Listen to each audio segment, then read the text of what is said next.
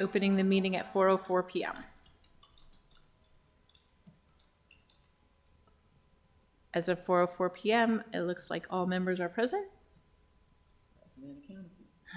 Great. May I have a motion for the approval of the agenda? So moved. Second. Thank you. And may I have a motion for the approval of the minutes from 3/9/22? So moved. Second. Great. Moving right along, discussion on ordinance 1222, special events. The purpose of clarifying special event permitting procedures, providing for certain exemptions, providing certain definitions, authorizing the propagation of rules and regulations, and generally relating to special events. Do we have discussion?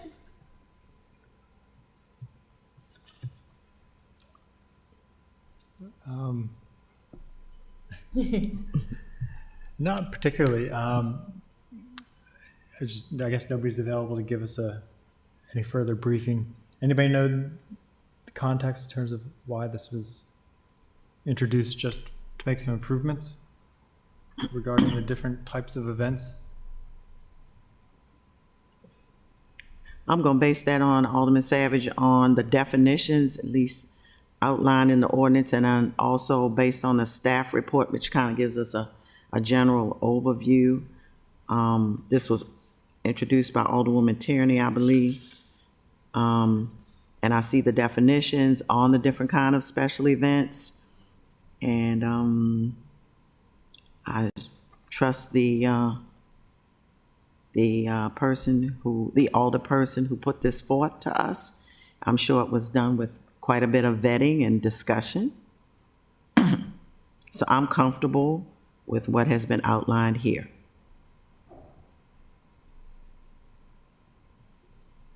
All right.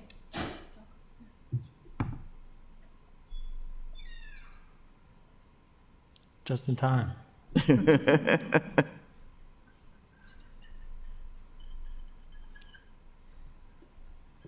Can we put you on the spot and ask you if there's any information you can give us about ordinance 1222, the special events? Sure.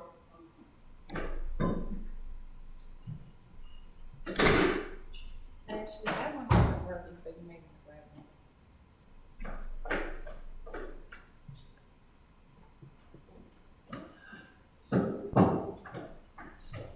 Sorry, I was just getting out of another meeting. Ashley Leonard, Assistant City Attorney. Sorry. Okay, so we've been working on this for about a year, I think. We wanted to do some cleanup in it. The biggest thing is that several years ago, they added in a definition related to city events, but they didn't very cleanly define it, and they also didn't carry the definition through the entire section. So one of our primary goals was sort of to differentiate between private events, full city events like July 4th, for instance, which we pay for and we organize, and then sort of a city, I think we use supported events, which are, we're not organizing them, but we're giving them either money or in-kind assistance. So someone else is still running it, but we're contributing. So we sort of wanted to clarify between those three different types, which are not currently very clear in the code, because they would have different parameters. For instance, a full city event like July 4th, we're not going to do the application process. There's not going to be a need to go through insurance or fee waivers. You know, all of that sort of doesn't apply as long as it's a full-fledged city event. City supported is still going to have to meet a lot of the requirements, but it is getting some help from the city. So that was goal number one. Goal number two was to address what we like to call these little community block parties. And we're talking small. There's a lot of them in that occur on a regular basis in the different neighborhoods and communities. They're not very disruptive. They don't use a lot of city services. But we were making them go through the same full-fledged process as like a massive parade down Main Street. So we sort of wanted to carve, if they met certain parameters, we wanted to sort of reallocate them to a more of a street closure type level versus a full city permit, which is a little easier for like a local homeowner association or group of neighbors to handle process-wise and insurance-wise. And then we just did some, while we were in there, we just did some other cleanup. We also are asking for consideration for some of the newer events like Juneteenth, for instance, that have popped up, to add them into more of the definition of sort of what like a standard city event is. So those were the main things we were trying to target. We did do some other cleanup while we were in there, but that was the primary goal. Great, thank you very much. Are there any further questions? Rob? Thank you, Madam Chair. Yeah, and I saw in here that there's a provision for, let's see if I can find it. Page 6, lines 39 to 42. Even though this isn't environmental matters, it's hard for me to take my hat off. So I'm glad that there's something in here that says that event organizers shall collect the same materials as the city's curbside trash and recycling services throughout the special event. And that the recycling container must be placed adjacent to each trash can for the duration of the event. That's good. It's good because those containers need to be close together for it to be effective. Yeah, I mean, and so some of the little stuff that we added in like that, we like I said, we've been working on it for about a year, and we sort of put it on hold when the election came up, because that's about when it was done. And then so now we're just sort of reintroducing now. We're trying to make it a more applicant-friendly process, but we're also trying to, the primary purpose was to really differentiate between what a city-supported is and a city event is. Because right now, it's blurry, and you know, we have to figure out whose insurance is covering it. Is it far enough along for it to be a city event, or is it, you know, and so we've had some of that where is it supported enough to be a city event, or is it not? And we really want to sort of clearly demark those so that everybody knows where they're going. Great. One other thing, it sounds like this is going to environmental matters. And so, but just to plant a seed in your head, I guess, is that meeting's in a couple weeks, this next Monday, is one thing I'd like to talk about is we have an existing environmental stewardship certification program for special events. We have it for schools and all kinds of organizations, but in particular, there's one that was made for special events. And it's one thing I'll be looking at legislation is if there are different tiers of events, like obviously we wouldn't want to have that applied to small events, community gatherings, but just to plant the seed that I might want to talk a bit more about. Yeah, no, that's absolutely fine. We felt like that this section of code needed an overhaul. There was a very brief flip done a few years ago to add in that a city event definition, which was not, in our mind, thorough enough. But yeah, I think this is a good time to overhaul this. We are getting, although Felicia Nolan could probably speak to this better than I can, we're getting more and more city events and city applications. So it's a good time to sort of relook at and refine this process. But as far as the transportation perspective, what kind of provisions are in here in terms of looking at traffic impacts or transit to?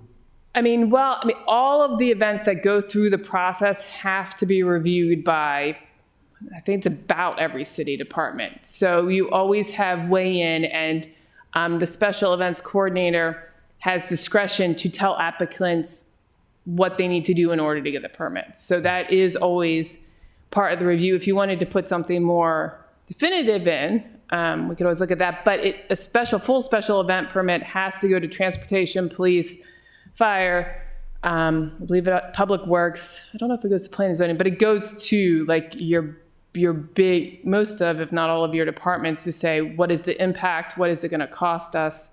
And so they do have to, I think most of them have to include transportation plans if they interfere enough with the roads. So that is part of the application. That's currently part of That's part of the Yeah, that's currently part of the application application process. So if they had, for example, someplace in Ward 7 where there was going to be some large event and insufficient probably parking, Yeah. they would have to come up with some kind of plan. Yes, they have to come up with transportation and parking plans as part of the application now when they meet certain requirements. Okay. Thank you. Yeah, just to add and piggyback on to what Ms. Leonard has indicated, I know for every event, major event, there's an ops briefing by the Office of Emergency Management, and it's a whole packet that I believe every city department has to fill out to determine the impact. We go down to the command center, and it's usually at least 25 people there from the mayor on down.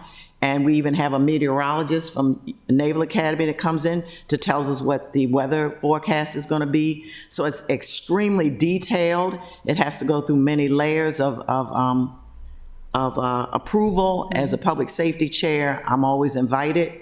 It's St. Patrick's Day, inauguration, every conceivable large event, there is always an ops briefing that's being done. And oftentimes we do have other partners who are involved in that briefing that's not part of the city. They have to be.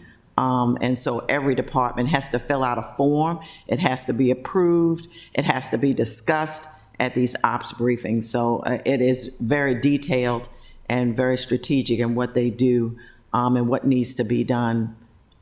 So that's extremely important to Yeah, know. a lot of those details are adopted as part of the application form, which includes the rules and regulations, and there's also adopted parade safety rules that have been adopted. So the code, we keep a little less detailed on that sort of things, but the code even needs to be sort of brought up to match what we've been doing because we have updated the rules and regulations. Those are much more thoroughly detailed about what needs to be going on.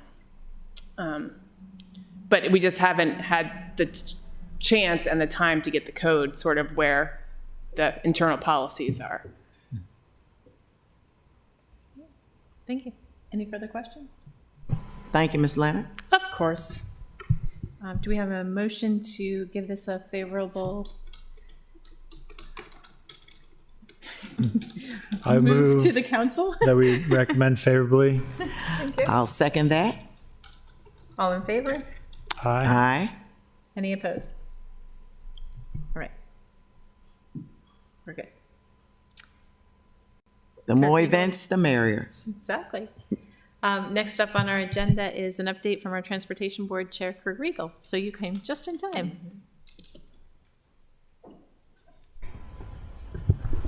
Is this live? I guess it is.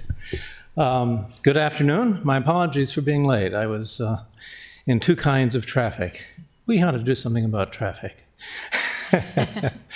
No, I was both on the water and on the land, and my apologies.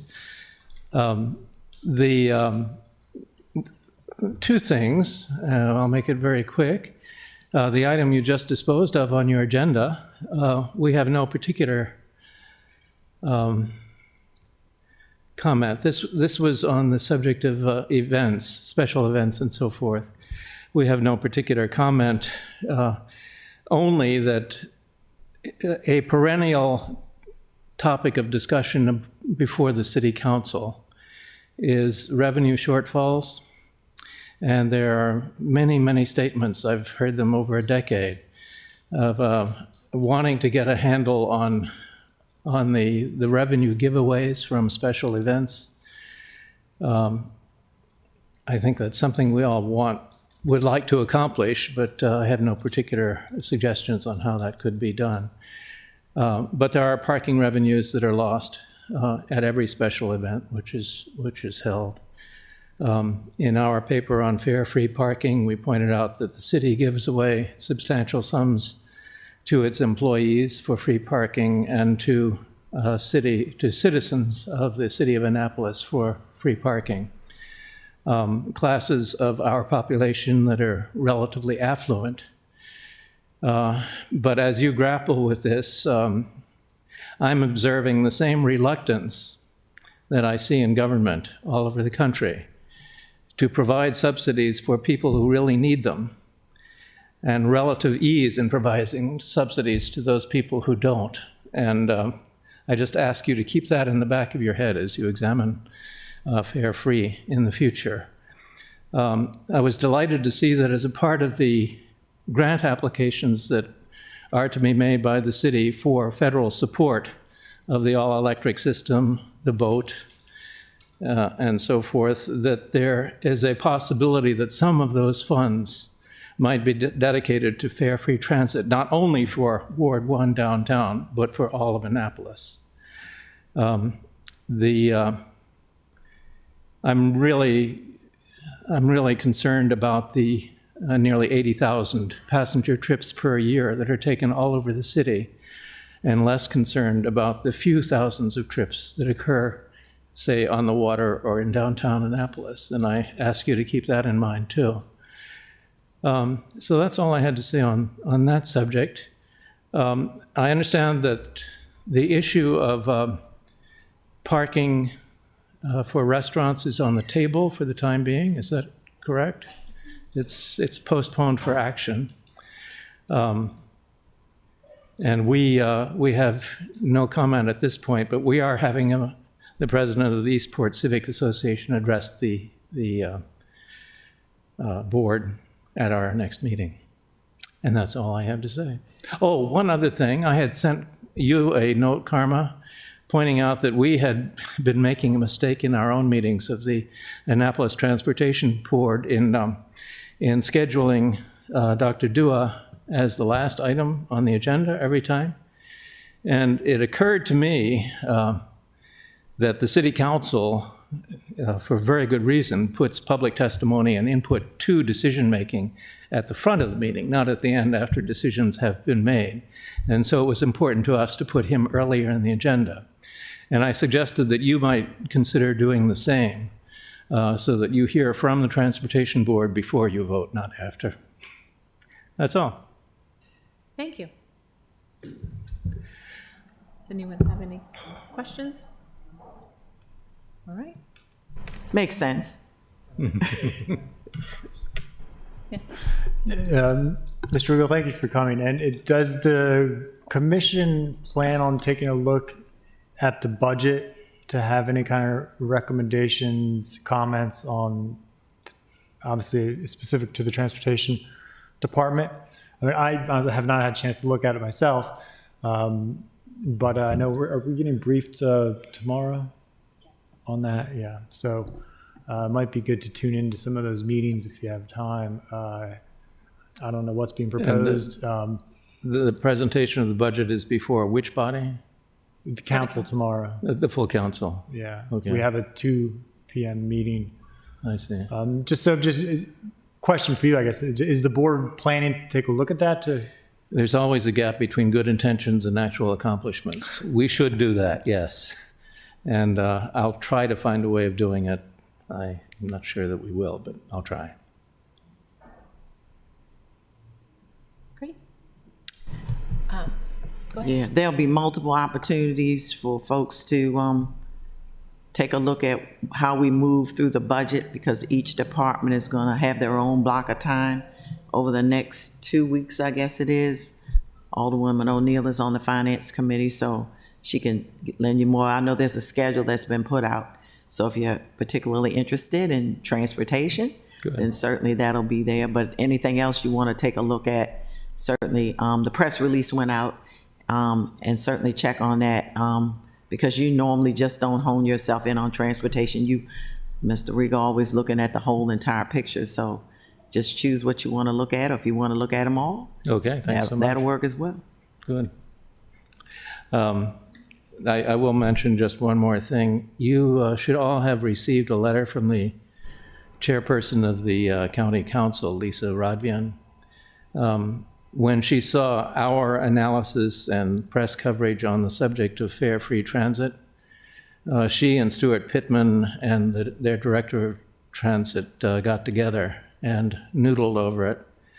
And they came out with a conclusion that this was kind of a no-brainer, and they are committing to fare-free transit on a permanent basis for Anne Arundel County, and have suggested also that since many of our regional passengers ride both systems, it is desirable to have seamless transition from one to the other. So I think we and the county should be on the same page on this.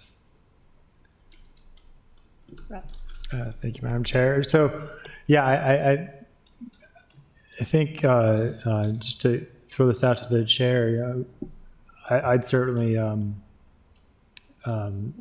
like to have more conversation about this if we just so decide in the future on this body.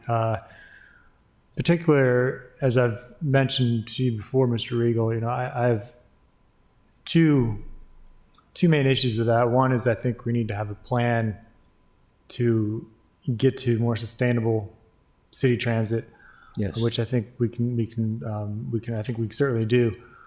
The second thing is probably the more difficult one, which is finding funding source. And I think, but you've got me thinking, because your comments earlier, you're right in the sense that I think we need to be careful as public servants and as the city itself that we should be making sure that those who are most in need and who have the most benefit from a service can actually get and receive that service and are in turn, being burdened less than those who are in need, essentially. So I agree with you in the sense that we should maybe look for opportunities to help those who are well off, to help subsidize the transit for the folks who are not so well off. And so I'm just thinking in my head what our options might be, and maybe we could take a deep look at some of the parking fees, because I know I've heard Alderman Schandelmeyer comment before about how and I think you may have mentioned it too, in terms of parking is just underpriced in the city. Maybe there's a way we can increase fees in certain parts of the city for the parking, or institute fees, maybe do something with a garage. I don't know. It's just talking off the top of my head here, but there may be ways we can get at least a certain amount of money from that, and then also reach out to the county and other folks. And maybe we need to look at some of the businesses in terms of where the residents are looking to go.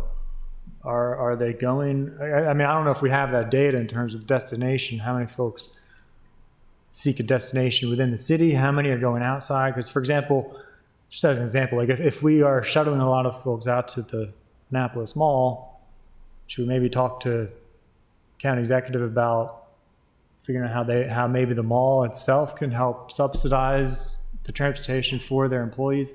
There might be other That's one of large- our specific suggestions. I think the county should be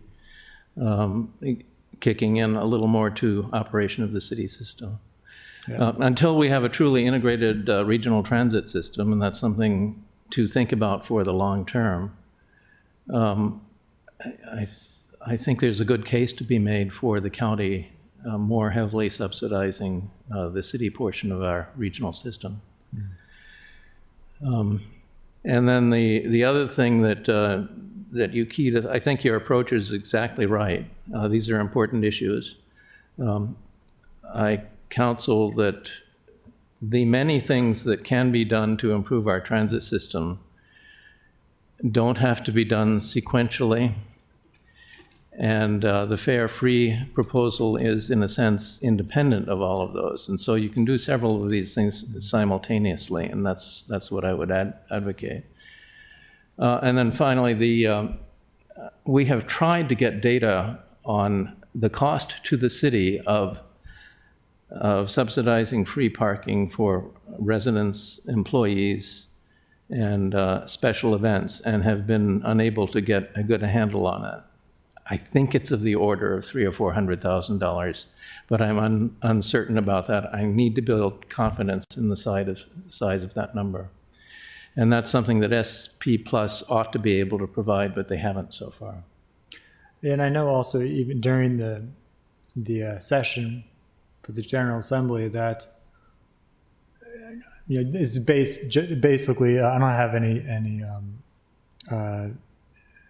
data on this, but it just seems to be my impression that the garage is more busy during session for most likely people coming to testify, but in any case, and somehow related to the session. So I'm wondering maybe we should talk to the state again and say, look, this garage is being used, and also transit too, obviously associated with that. How many folks are using the transit to get to the Yeah. General Assembly? We gave you a long menu of things, and every one of them is potentially fruitful. Yeah, so that might be good to. I'll have to take a look at that list again that you sent. Good. Of ideas. Okay. Great. Thank you very much. Yes. Yes. I forgot what I was gonna say. I know, I'm on my list of to-dos, I do want to meet with Mr. Sneed, who's the new transportation director for the county, especially because Ward 3 abuts the county, and there's gonna be a new multimodal transit center at the yeah. mall. I just want to see how that's gonna impact and how it connects with what we do here. So that's gonna be extremely important, but that's on my list to meet him. We've met each other, but not formally in person, so I really want to talk to him, I'm in the especially same about boat. that. I need to get together with him personally Yeah. also. Yeah. Great. Me too, I'd like that. Yeah, okay. Great. Anything else? Thank you so Right. much. Again, apologies for being late. No, you were right on time. Yep, right on time. If there are no further items to add to the agenda, I will entertain the motion to adjourn. I move that we adjourn. Second. Right. Meeting is adjourned at 4:32 p.m. All right. Thank you so much, Madam Chair. Thank you.